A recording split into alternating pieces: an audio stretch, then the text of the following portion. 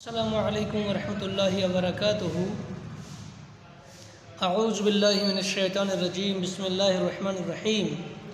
شہر رمضان الذی انزل فیہ القرآن ھدی للناس وبینات من الھدی والفرقان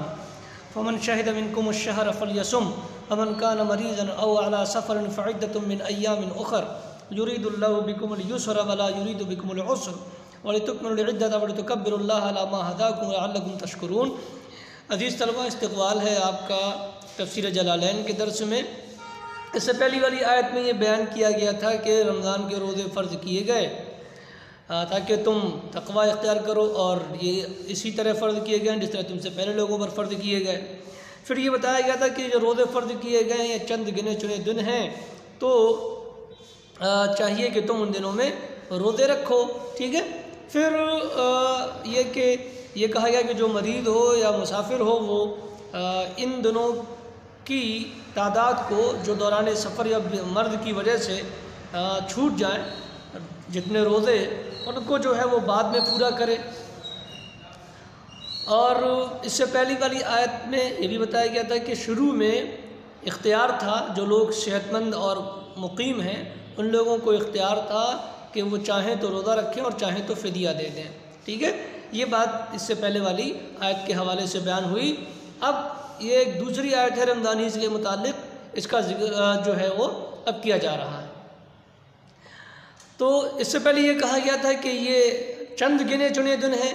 اب یہ کون سے دن ہیں اس آیت میں بتایا جائے۔ اس سے پہلی والی آیت میں کہا گیا تھا ایام معدودات، چند گنے چنے دن کے روزے ہیں، ٹھیک ہے۔ اب کون سے دن کے روزے ہیں یہ نہیں بتایا گیا تھا، اس آیت میں بتایا جا رہا ہے کہ کب کے روزے ہیں، یہ گنے چنے دن کون سے مہینے کے ہیں، ٹھیک ہے، یہ بتایا جا رہا ہے۔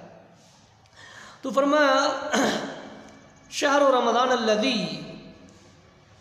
رمضان کا مہینہ وہ مہینہ ہے انزل فیہ القرآن جس میں قرآن اتارا گیا ہے، تلک الایام یعنی یہ دن جن کے روزے تم پر فرض کیے گئے ہیں، رمضان کا مہینہ ہے جس میں قرآن اتارا گیا ہے، من اللوح المحفوظ، لوح محفوظ سے، الی السماء الدنیا، آسمان دنیا پر، فی لیلۃ القدر منہ، رمضان کی لیلۃ القدر میں۔ یعنی یہ جو کہا گیا کہ ہم نے قرآن کو رمضان میں اتارا یا رمضان وہ مہینہ ہے جس میں قرآن اتارا گیا، تو اس کا مطلب یہ ہے کہ رمضان میں قرآن لوح محفوظ سے آسمان دنیا پر اتارا گیا ایک بارگی، ٹھیک ہے۔ اور یہاں تو یہ کہا گیا کہ رمضان میں اتارا، اور دوسری جگہ فرمایا گیا انا انزلناہ فی لیلۃ القدر، ہم نے اس کو لیلۃ القدر میں اتارا ہے۔ تو یہاں مہینے کا ذکر کیا گیا ہے کہ ہم نے اس کو رمضان کے مہینے میں اتارا، اور سورۃ القدر میں اس رات کا یا کہیے کہ اس دن کا تذکرہ کیا ہے جس میں لیلۃ القدر ہوتی ہے، ٹھیک ہے۔ تو فرمایا کہ انا انزلناہ فی لیلۃ القدر، ہم نے اس کو لیلۃ القدر میں اتارا ہے۔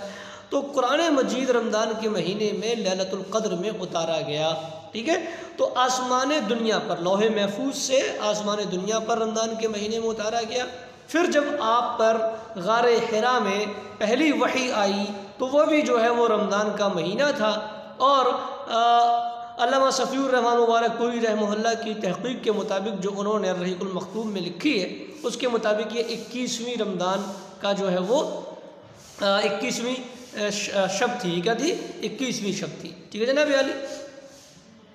تو یہ بہرحال کہ رمضان کے مہینے میں قرآن نازل ہوا، تو پورا قرآن لوح محفوظ سے آسمان دنیا پر رمضان میں اترا۔ پھر غار حرا میں جب قرآن کے نزول کی شروعات ہوئی تو رمضان کے مہینے میں ہوئی۔ اس کے بعد زمین پر رسول اللہ صلی اللہ علیہ وسلم جب آپ تھے تو غار حرا میں نزول قرآن کی شروعات ہو گئی، تو اس کے بعد جو ہے وہ 23 سال کے عرصے میں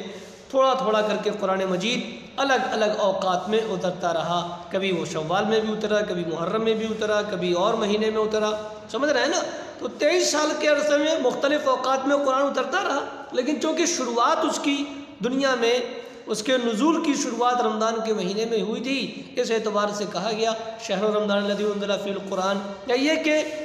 پورا قرآن لوح محفوظ سے آسمان دنیا پر رمضان کے مہینے میں اترا، اس لیے بھی جو ہے یہ کہا گیا کہ رمضان کے مہینے میں ہم نے قرآن کو اتارا۔ تو قرآن کو رمضان کے مہینے میں اتارنے کے دو معنی، ایک تو یہ کہ ہم نے لوح محفوظ سے اسے آسمان دنیا پر اتارا یک بار کی، اور دوسرا یہ کہ زمین پر ہم نے اس کو رمضان کے مہینے میں اتارنا شروع کیا۔ تو چونکہ شروعات رمضان کے مہینے میں ہوئی، ٹھیک ہے، یہ الگ بات ہے کہ پھر بعد میں وہ رمضان محرم اور شوال وغیرہ کے مہینے میں بھی اترا، جب ضرورت پڑی تھوڑا تھوڑا کر کے قرآن اترتا رہا 23 سال کے عرصے میں، لیکن چونکہ شروعات رمضان کے مہینے سے ہوئی تھی اس لیے یہ کہا کہ رمضان کا مہینہ وہ مہینہ ہے جس میں ہم نے قرآن اتارا ہے۔ ٹھیک ہے جناب عالی، ہدی للناس جو لوگوں کی ہدایت، ہدی للناس جو لوگوں کے لیے ہدایت ہے، حال واقع ہے یہ ہادی من الضلالہ اس حال میں کہ یہ قرآن ضلالت سے، گمراہی سے ہدایت دینے والا ہے۔ ہدی للناس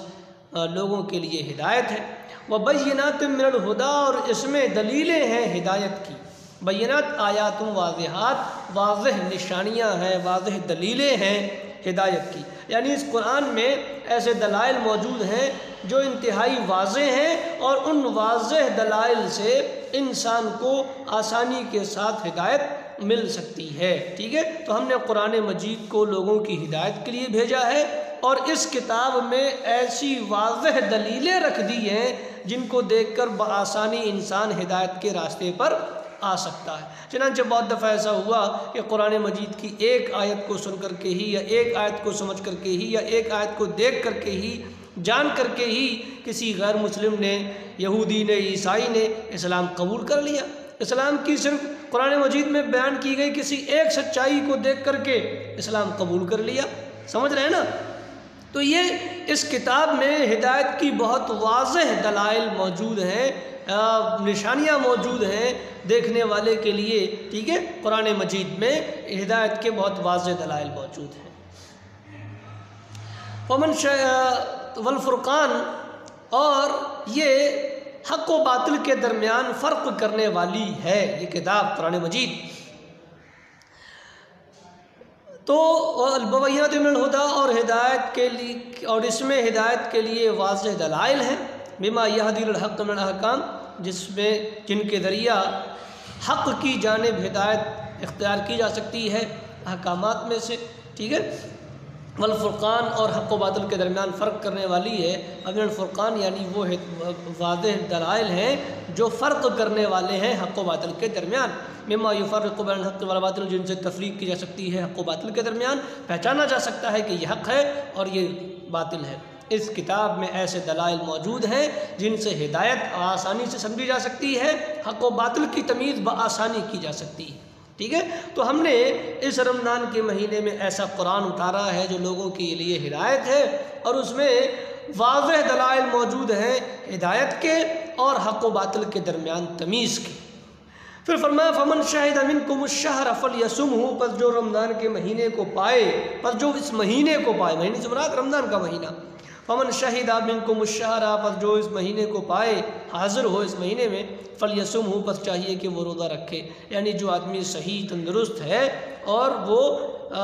مقیم ہے اور اس مہینے کو اس نے پا لیا ہے تو اس کے اوپر ضروری ہے اس مہینے کے روزے رکھنا۔ اس سے پہلے اختیار تھا صحیح اور مقیم آدمی کو کہ وہ چاہے تو روزہ رکھے اور چاہے تو فدیہ دے دے، لیکن یہاں پر اس آیت میں فدیے کے اختیار کو ختم کر دیا گیا اور واجب کر دیا گیا صحیح اور مقیم آدمی کے لیے روزہ رکھنے کو، کہ جو آدمی صحیح ہے، مقیم ہے، وہ کیا کرے، اس مہینے کو پا کر کے ضرور بالضرور روزہ رکھے۔ اب اس کو وہ اختیار نہیں ہے جو پہلے تھا، کہ پہلے یہ اختیار تھا کہ چاہے تو روزہ رکھے چاہے تو فدیہ دے دے، لیکن اب یہ آیت آ جانے کے بعد صحیح اور مقیم آدمی کا اختیار ختم کر دیا گیا، اب اسے روزہ رکھنا ہے۔ ٹھیک ہے، لیکن مریض اور مسافر کے لیے اب بھی رخصت ہے۔ پہلے سب کے لیے رخصت تھی، صحیح آدمی کے لیے بھی اور مریض و مسافر کے لیے بھی، اب صحیح اور مقیم آدمی کے لیے کوئی رخصت نہیں ہے، اسے روزہ رکھنا ہی رکھنا ہے۔ البتہ مسافر اور مریض کے لیے رخصت ہے کہ اگر وہ مریض ہیں یا کوئی آدمی مریض ہے یا مسافر ہے تو وہ روزہ نہ رکھے، اسے رخصت ہے، اور بعد میں ان کی جو ہے ان دنوں کی قضا کرے جو دن چھوٹ گئے ہیں مرض یا سفر کی وجہ سے۔ ومن کان مریضا او علی سفر، اور جو آدمی بیمار ہو یا سفر پر ہو فعدۃ من ایام اخر، تو وہ اس تعداد کو دوسرے دنوں میں پورا کرے۔ یعنی جو آدمی صحیح اور مقیم ہے اس کے لیے ضروری ہے کہ وہ روزے رکھے، اور جو آدمی بیمار ہے یا مسافر ہے تو اسے رخصت ہے، وہ چاہے تو رمضان کے روزے نہ رکھے، لیکن جب وہ بیمار سے شفایاب ہو، بیماری سے شفایاب ہو جائے گا، سفر سے لوٹ آئے گا، تو جتنے دنوں کے رمضان کے روزے اس نے چھوڑے ہیں اتنے دنوں کی قضا دے گا۔ فعدۃ من ایام اخر، تو اس تعداد کو پورا کرے گا دوسرے دنوں میں۔ تقدم مثلہ اس طرح کی آیت گزر چکی ہے۔ وَقُرِّرَ، اور یہاں من کان مریضا او علی سفر فعدۃ من ایام اخر کو مقرر لایا گیا ہے لئلا یتوہم نسخہ بتعمیم من شہدہ، تاکہ من شہدہ کے عموم سے مریض اور مسافر کی رخصت کا حکم کہ منسوخ ہونے کا وہم پیدا نہ ہو۔ یعنی کوئی یہ نہ سمجھے کہ مریض اور مسافر کو جو رخصت اس سے پہلے والی آیت میں دی گئی ہے تو من شہدہ منکم الشہر کہہ کر کے، چونکہ من شہدہ منکم الشہر یہ عام ہے تو اس کے عموم سے یہ وہم پیدا نہ ہو کہ اس سے پہلے جو مریض اور مسافر کو روزہ نہ رکھنے کی رخصت دی گئی تھی اور بعد میں اس کو پورا کرنے کی رخصت دی گئی تھی، یہ رخصت منسوخ ہو گئی ہے، ایسا وہم پیدا نہ ہو، اس لیے من کان مریضا او علی سفر فعدۃ من ایام اخر کو مقرر لایا گیا ہے، تاکہ یہ بات سمجھ میں آ جائے کہ اختیار کی رخصت جو پہلے رخصت تھی کہ چاہو تو روزہ رکھو اور چاہو تو روزہ نہ رکھو، یہ رخصت صرف صحت مند مقیم کے لیے ختم کی گئی ہے، اور یہ کہا گیا ہے کہ صحت مند اور مقیم کے لیے روزہ رکھنا ہی ضروری ہے اور اسے کوئی دوسرا آپشن اس کے پاس نہیں ہے۔ البتہ مسافر اور مریض کو کیا ہے، چھوٹ ہے، وہ چاہے تو روزہ رکھے چاہے نہ رکھے، اگر نہیں رکھے گا تو بعد میں اگر مرض یا سفر کی وجہ سے رمضان کے مہینے میں روزہ نہیں رکھے گا تو بعد میں اتنے دن کی قضا کرے گا جتنے دن اس نے مرض یا سفر کی وجہ سے رمضان میں روزے نہیں رکھے ہیں۔ ٹھیک ہے، تو اگر من کان مریضا او علی سفر من عدۃ ایام من کان مریضا او علی سفر فعدۃ من ایام اخر یہ دوبارہ مقرر نہ لاتے تو یہ وہم پیدا ہو سکتا تھا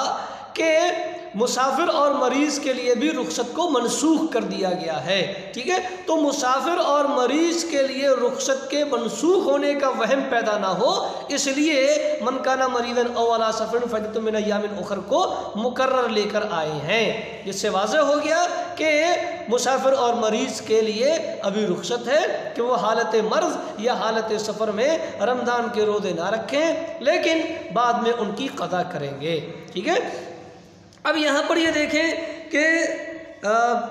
جو آدمی صحیح ہے اور مقیم ہے اس کے اوپر روزے رکھنا واجب اور ضروری ہے، اس کے لیے کوئی آپشن نہیں ہے۔ البتہ جو آدمی بیمار ہے تو بیمار کو یہ اجازت ہے کہ وہ، اور بیماری ایسی ہے کہ اس کے لیے روزہ رکھنا دشوار ہے، ٹھیک ہے، اور ایسی بیماری ہے کہ اس کو امید ہے کہ وہ شفا یاب ہو جائے گا، تو وہ کیا کرے گا، ان دنوں میں بیماری کے دنوں میں روزے نہ رکھے، ٹھیک ہے، اور جب وہ شفا یاب ہو جائے تو جتنے دن کے روزے چھوٹ گئے تھے ان کی قضا کرے گا۔ اور اگر کوئی آدمی مسافر ہے تو حالت سفر میں روزہ رکھنے اور نہ رکھنے کا اختیار ہے، چاہے تو روزہ رکھے چاہے نہ رکھے، دونوں چیزیں اس کے لیے جائز ہیں، الا یہ کہ اسے بے حد تکلیف ہو رہی ہو دوران سفر روزہ رکھنے میں۔ اگر بے حد تکلیف ہو رہی ہے دوران سفر روزہ رکھنے میں تو پھر اسے سفر میں روزہ نہیں رکھنا، لیکن اگر وہ آسانی سے روزہ رکھ سکتا ہے سفر میں تو اسے اختیار ہے، چاہے تو روزہ رکھے چاہے نہ رکھے۔ ٹھیک ہے، بخاری و مسلم میں حضرت ابو درداء رضی اللہ تعالی عنہ کی حدیث ہے، کہتے ہیں کنا خرجنا مع رسول اللہ صلی اللہ علیہ وسلم فی حر شدید حتی ان احدنا لیدع یدہ علی راسہ وما فینا صائم الا رسول اللہ صلی اللہ علیہ وسلم و عبداللہ بن رواحہ۔ بخاری مسلم کی روایت میں حضرت ابو درداء فرماتے ہیں کہ ہم رسول اللہ صلی اللہ علیہ وسلم کے ساتھ ایک سفر میں نکلے اور گرمی بڑی شدید تھی، یہاں تک کہ ہم میں سے آدمی جو ہے وہ اپنے سر پر ہاتھ رکھا ہوا تھا گرمی سے بچنے کے لیے، سمجھ رہے ہیں نا، اور کہہ رہے ہیں وما فینا صائم الا رسول اللہ صلی اللہ علیہ وسلم اور عبداللہ بن رواحہ اور ہم میں کوئی روزے دار نہیں تھا سوائے رسول اللہ صلی اللہ علیہ وسلم کے اور عبداللہ بن رواحہ کے، یعنی آپ صلی اللہ علیہ وسلم اور عبداللہ بن رواحہ کا اس سفر میں روزہ تھا، بقیہ لوگوں کا روزہ نہیں تھا۔ تو سفر میں روزہ رکھ بھی سکتے ہیں، نہیں بھی رکھ سکتے ہیں، ٹھیک ہے جناب عالی، اختیار ہے، آپ چاہیں تو رکھیں چاہے نہ رکھیں، اگر نہیں رکھتے ہیں تو بعد میں آپ کو قضا دینا پڑے گی۔ حمرہ بن عمر الاسلمی کی روایتیں یہ بھی صحیح ہیں، ان میں وہ کہتے ہیں کہ میں نے رسول اللہ صلی اللہ علیہ وسلم سے پوچھا، یا رسول اللہ انی کثیر الصیام، اے اللہ کے رسول اللہ علیہ وسلم میں بکثرت روزے رکھتا ہوں، افاصم فی السفر، تو کیا میں سفر میں روزے رکھوں؟ آپ نے فرمایا ان شئت فصم و ان شئت فافطر، اگر تم چاہو تو روزہ رکھو، اگر تم چاہو تو روزہ نہ رکھو۔ تو آپ نے اختیار دیا، چاہو تو روزہ رکھو دوران سفر، چاہو تو روزہ نہ رکھو، تمہاری مرضی ہے، ٹھیک ہے جناب عالی، لیکن اگر نہیں رکھو گے تو بعد میں قضا کرو گے، فائدۃ من ایام اخر، ٹھیک ہے۔ تو یہ تو اس آدمی کی بات ہے جو روزہ سفر میں بآسانی رکھ سکتا ہے، تو اسے اختیار ہے، چاہے تو روزہ رکھے چاہے نہ رکھے، ٹھیک ہے۔ اچھا، اب جو آدمی جس کے لیے دشوار ہو سفر میں روزہ رکھنا، تو اس کے لیے بہت بہتر ہے کہ وہ روزہ نہ رکھے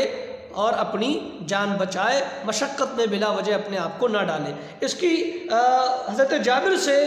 حدیث مروی ہے بخاری شریف میں، کہتے ہیں کہ ایک سفر میں رأى رسول اللہ صلی اللہ علیہ وسلم رجلا، ایک سفر میں آپ صلی اللہ علیہ وسلم نے ایک آدمی کو دیکھا، قد ظلل علیہ، جس پر لوگ سایہ کیے ہوئے تھے، تو آپ نے فرمایا ما ھذا، کیا ہے یہ؟ تو لوگوں نے بتایا اللہ کہ رسول اللہ صلی اللہ علیہ وسلم صائم، ایک روزے دار ہے، تو آپ نے فرمایا لیس من البر الصیام فی السفر، سفر میں روزہ رکھنا اس طرح ہے جیسے یہ کہ روزہ رکھ لیا اور جو ہے وہ اس کے لوگ جو ہے وہ اس کو سنبھال رہے ہیں، ہانپتا پھر رہا ہے، ہانپتا کانپتا پھر رہا ہے اور بے ہوش ہوا جا رہا ہے کہ لوگ اس کو سنبھال رہے ہیں، یہ پوزیشن ہے اس کی دوران سفر۔ تو آپ نے فرمایا لیس من البر الصیام فی السفر، روزہ سفر میں روزہ رکھنا کوئی بہت بڑی نیکی نہیں ہے، لہذا اس کو جو ہے یہ آپ نے فرمایا کہ سفر میں روزہ رکھنا کوئی بہت بڑی نیکی نہیں ہے۔ مسئلہ یہ ہے کہ مقصد یہ تھا کہ اس کو چاہیے کہ وہ اپنا روزہ ختم کر دے، سمجھ رہے ہیں نا جناب عالی؟ تو اگر دشواری ہے تو روزہ رکھنے سے سفر میں پرہیز کرنا چاہیے، البتہ ایسا شخص بھی بعد میں جو ہے وہ جتنے دن کے روزے سفر میں نہیں رکھ سکا ہے، رمضان کے روزے نہیں رکھ سکا ہے، بعد میں جب سفر سے واپس آ جائے گا تو رکھے گا، ٹھیک ہے۔ اب بعض لوگ یہ کہتے ہیں کہ سفر میں روزہ رکھنے نہ رکھنے کا اختیار تب ہوگا جب وہ حالت سفر میں ہی رمضان کا مہینہ اسے آ جائے، اور اگر وہ رمضان کے مہینے میں موجود تھا، مقیم تھا، اور پھر وہ اپنے گھر سے نکلا تو ایسے آدمی کو اختیار نہیں ہوگا، لیکن یہ بات درست نہیں ہے، اس لیے کہ رسول اللہ صلی اللہ علیہ وسلم فتح مکہ کے سال نکلے تو رمضان کے مہینے میں آپ نکلے، رمضان کے مہینے میں آپ اپنے مدینہ میں مقیم تھے، پھر آپ رمضان کے مہینے میں نکلے، روزے کی حالت میں نکلے، پھر جب مکہ میں قریب تک پہنچے تو آپ نے وہاں جا کر کے افطار کر لیا، ٹھیک ہے۔ تو سفر بہرحال چاہے اس حال میں شروع کیا ہو، آپ نے رمضان سے پہلے سفر شروع کر لیا ہو آپ نے، تو بھی آپ کو اختیار ہے، اور آپ مان لیجیے اپنے رمضان سے پہلے سفر شروع کیا اور رمضان کے مہینے میں بھی آپ سفر میں ہیں، ٹھیک ہے، تو آپ کو اختیار ہے، آپ چاہے روزہ رکھیں چاہے نہ رکھیں۔ اور اگر آپ رمضان میں ہی سفر شروع کریں، مثال کے طور پر 15 رمضان کو آپ سفر شروع کریں، تو بھی آپ کے سفر میں آپ کو اختیار ہے، آپ چاہے روزہ رکھیں نہ رکھیں۔ یہ تفریق کرنا کہ اگر پہلے سے سفر میں تھا تو اجازت ہوگی اور اگر بعد میں سفر میں گیا ہے تو اجازت نہیں ہوگی، یہ تفریق درست نہیں ہے، سمجھ رہے ہیں نا؟ یرید اللہ بکم اليسر ولا یرید بکم العسر، اللہ رب العالمین تمہارے ساتھ آسانی چاہتا ہے اور وہ تمہارے ساتھ دشواری نہیں چاہتا، ولہذا اباح لکم الفطر فی المرض والسفر، اسی لیے اللہ رب العالمین نے تمہارے لیے مرض اور سفر میں روزہ افطار کرنے کو مباح رکھا ہے، لکون ذلک فی معنی الا ایضا للامر بالصوم، اور یہ جو ہے اس لیے بھی تاکہ یہ روزہ رکھنے کے حکم کی علت کے معنی میں ہو جائے، عطف علیہ، اس لیے اس کو اس پر عطف کیا گیا ہے، یعنی روزہ رکھنے کا حکم اس لیے ہے تاکہ تم تقوی اختیار کرو، اور اس لیے بھی کہ اللہ تعالیٰ تمہارے ساتھ آسانی چاہتا ہے، ٹھیک ہے۔ اور تکملوا العدہ، اور تم تعداد کو پورا کرو، تکملو تخفیف کے ساتھ بھی ہے اور تشدید کے ساتھ تکملو بھی ہے، العدہ تعداد کو، عدۃ صوم رمضان، یعنی رمضان کے مہینے کی تعداد کو جو مرض اور سفر میں تم سے چھوٹ گئی ہے، جو تعداد جس تعداد میں روزے چھوٹ گئے ہیں اس تعداد کو بعد میں پورا کرو۔ اور تکبر اللہ علی ما ہداکم، اور تم اللہ رب العالمین کی بڑائی بیان کرو عند اکمالہا، روزے مکمل ہونے پر، علی ما ہداکم، وَلْتُكَبِّرُوا اللَّهَ، اور تم اللہ رب العالمین کی بڑائی بیان کرو اس بات پر کہ اس نے تمہیں ہدایت دی، ٹھیک ہے۔ روزے مکمل ہونے کے بعد افطار عید الفطر کے ذریعہ، کہ عید الفطر میں تکبیرات کہو، ٹھیک ہے، اللہ اکبر لا الہ الا اللہ۔ ارشدکم لمعالم دینہ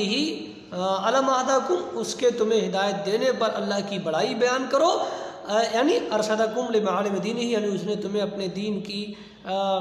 نشانیوں اور شعائر کی طرف ہدایت دی، وَلَعَلَّكُمْ تَشْكُرُونَ، اور تاکہ تم لوگ شکر گزار ہو جاؤ اللہ رب العالمین کے اس بات پر کہ اس نے تمہیں ہدایت دی ہے، ٹھیک ہے جناب یار۔ تو یہ اس آیت کے تعلق سے باتیں ہو گئیں، اور اس میں جو ہے وہ ایک بات یہ بتائی گئی کہ یہ جو احکامات ہیں شریعت کے، وہ ممکن ہے کہ تھوڑے سے مشکل لگ رہے ہوں، لیکن یہ احکامات بھی آسانی کے لیے ہیں، انسان کی آسانی کے لیے ہیں، ٹھیک ہے، اور انسان کو بہت سے فوائد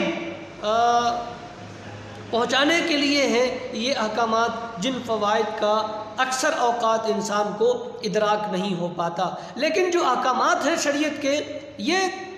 گرچہ کبھی کبھی تھوڑے مشکل ہوتے ہیں، لیکن ان کے پیچھے بہت سے فوائد اور بہت سی آسانیاں چھپی ہوئی ہوتی ہیں۔ ان میں اصل انسان کا فائدہ اور انسان کے لیے آسانی کرنا مقصود ہے، اس لیے یہ احکامات دیے گئے ہیں، ٹھیک ہے۔ اور دین میں کوئی دشواری اور پریشانی کی بات نہیں ہے، آسانی کے لیے آیا ہے دین۔ آپ نے فرمایا ان الدین یسر، دین آسان ہے، اور فرمایا حضرت معاذ اور ابو موسیٰ اشعری سے کہ یسر ولا تعسر، آسانی کرنا لوگوں پر، دشواری اور سختی پیدا نہ کرنا، تو دین آسان ہے۔ تو دین کے احکامات یہ انسان کے لیے آسانی لانے والے ہیں، گرچہ کبھی کبھی نفس پر گراں گزرتے ہیں، ٹھیک ہے، لیکن یہ انسان کے لیے آسانی لانے والے ہیں۔ آج کے درس میں اتنا ہی، پھر ملیں گے۔ السلام علیکم ورحمۃ اللہ وبرکاتہ۔